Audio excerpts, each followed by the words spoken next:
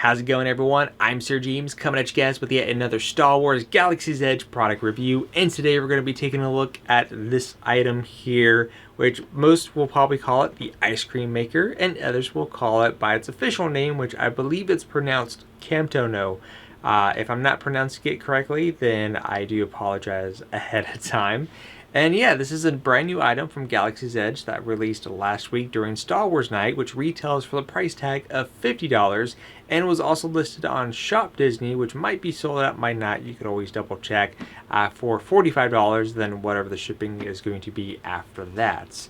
And yeah, this is a very cool item indeed, because most people would probably recognize it if you're referencing the ice cream maker. Back in the original trilogy, over on Cloud City, there was a background character in an orange jumpsuit running through the halls with one of these things in his hand, and you could easily tell it's an ice cream maker. Of course, you know, down the road, eventually the design gets revamped to what we have today, and it's definitely mostly seen a lot better in The Mandalorian, for the client to pay Mando to go and retrieve a certain asset, aka the child, implemented a 3-digit code, opened it up, revealing a bunch of Beskar on the inside. And of course, this was also seen in the book of Boba Fett for a completely different purpose, which you could always check that out if you haven't seen the show already. So let me go ahead and give you guys a closer look of the item in the hand. Just flip it all the way around. Obviously the design is very straightforward, and then over here on the top you are going to have your switches, and this thing will be twisting once it's unlocked. So the way it works is that this is your combination tab, and you have to implement a 6-digit combination in order to unlock it.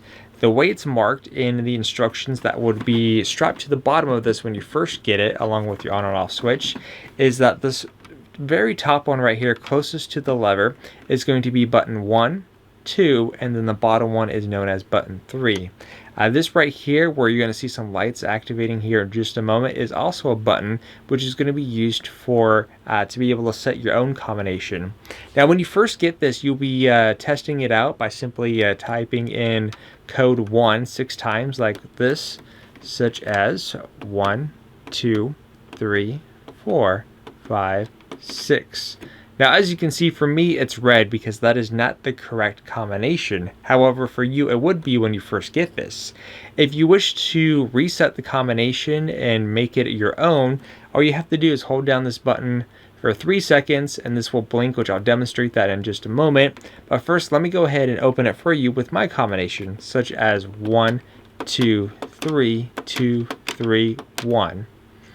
And actually, that was not the combination. I believe I set it to 1 1 2 2 3 3. Oh, there you go. So I did reset it.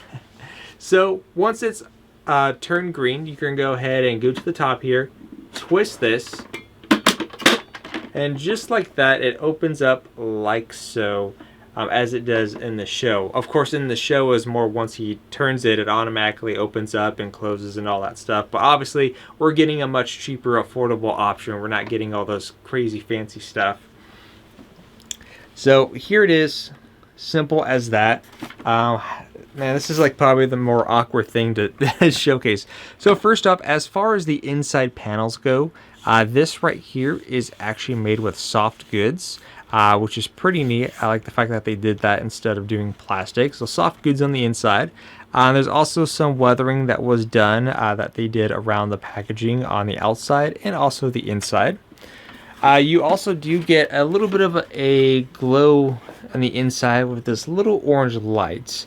Now the orange lights, let me go ahead and turn that back on, isn't super bright. It's very subtle. In fact, I don't think there's no point in me turning off these lights to showcase, because again, that's how very subtle it is, not super bright. Whether or not installing fresh new batteries might increase the brightness, maybe, but that's a little bit more of a slim chance. Sometimes that doesn't always work. And then, of course, you can put whatever it is that you want on the inside. I would assume most people would probably be putting Beskar, if you already have a set of Beskar, maybe 3D print, resin print, or maybe have some nice metal ones in here.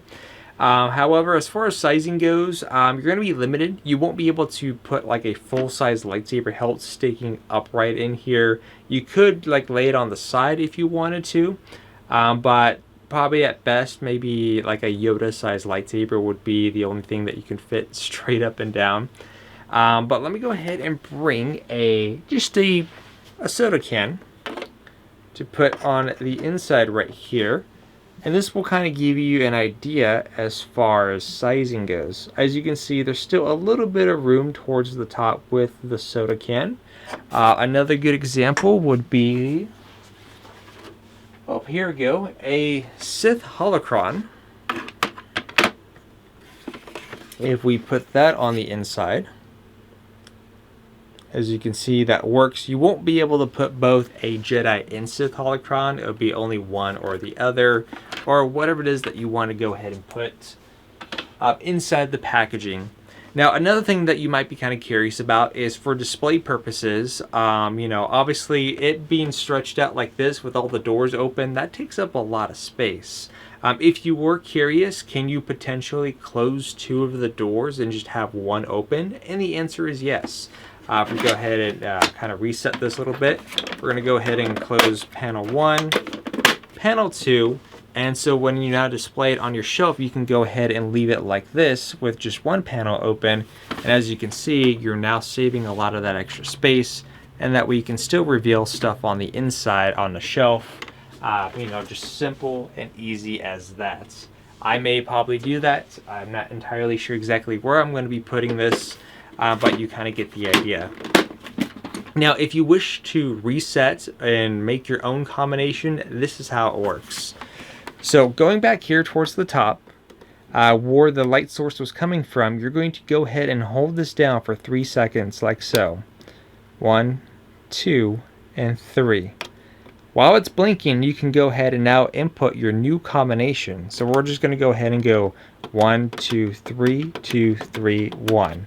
And now it's set. So if we go back and do my original combination, which was 1, 1, 2, 2, 3, 3, that combination is no longer going to work. So if we go to the new one, which is 1, 2, 3, 2, 3, 1, it turns green, and I can now open this up and be good to go. And just kind of reset it back. And just like that, it's as easy as pie. Here is what it's looked like, a little bit close up. As far as obviously the detail on the box here, it's just a very basic weathering, you know, nothing too crazy or to write home about. But the most common thing that I see people that are going to be doing with this is probably redoing the weathering. It's definitely going to be probably the most common thing 100%, because again, the weathering job that Disney did is very basic, but you could easily re-weather it to your own liking and easily to improve what you have here. As far as batteries go, you do have your battery compartment down here on the bottom, which does use a total of 3 AAA batteries. Your on and off switch is down here as well, so if you don't want to leave it on, you can go ahead and toggle this off. And that's pretty much about it.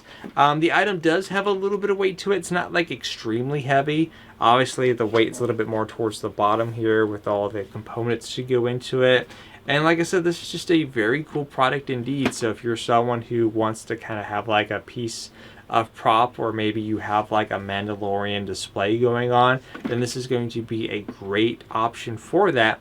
Or if you're putting together a cosplay, the easiest cosplay you can do is literally the background character in Star Wars Episode 5. All you need is like, what, an orange jumpsuit, one of these, and probably some boots, and you're good to go. That's the most simplest, cost-efficient cosplay you can go with, and most people are going to understand that reference.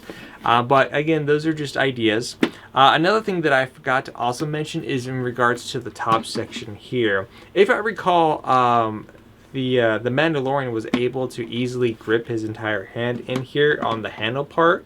However, on the Disney version, it doesn't seem to be like that. So if we bring it up on top here and try to put my hand in here, as you can see, it's, yeah, you're not really going to get that. I mean, you could still hold it just fine, kind of awkwardly. I wish you can kind of put your whole hand in there to get much more of a better feel and grip to it. But that's really my only complaint. It could be accurate, maybe not.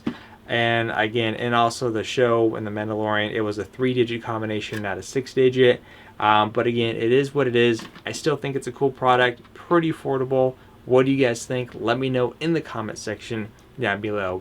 And also too, before I go, just want to let you guys know that I have the Darth Sidious Legacy lightsaber currently on its way. So hopefully by next week I'll have it in my hands and to provide you guys with that review. And my next Disney trip is currently planned at the moment, unless something changes last minute, to go this Sunday. And I'm hoping to grab the new Kylo Ren outfit to go ahead and provide a review for that as well, as I am curious the quality of that costume piece myself. It looks really good and high quality, and hopefully that is the case, and they have my sizing there. Until then, thank you guys for joining me in today's review, and always remember, may the Force be with you.